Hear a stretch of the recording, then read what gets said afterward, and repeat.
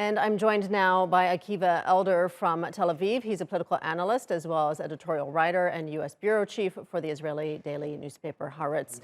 Good to have you on the program with us. How is the killing of Shireen Abu Akleh and her funeral today being seen there in Israel?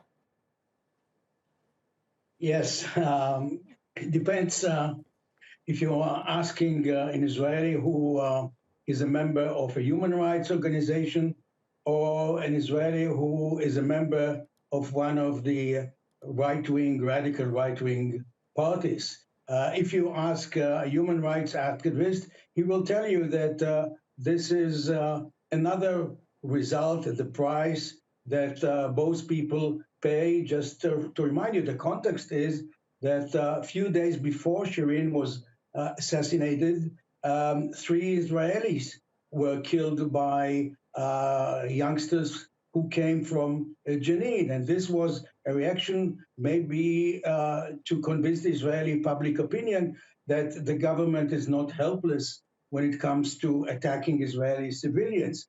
But if you're asking actually the average Israeli, he will tell you that this is hypocrisy. He will tell you that more than a dozen journalists were killed in Ukraine, and there is not such a big fuss around it, and that we are the victims of terrorism and the victims of delegitimation of Israel.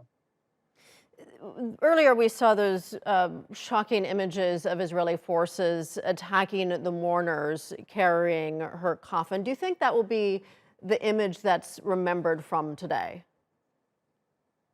Yes, absolutely. And I'm afraid that the Israeli police and the military forces have not get used to the idea that there is a new government in Israel, that Netanyahu is not the prime minister, that there is an Islamic party which is a member of the coalition headed by Mansour Abbas, as well as the Labour and Meretz parties, who are completely against such events. And even the minister of police of the interior security is a member of the Labour Party. But I'm afraid that the officers on the ground are still in another mode, in the previous mode, that a good Palestinian is a Palestinian that you control and that you humiliate, and there is still a zero-sum game between Israel and the Palestinian people.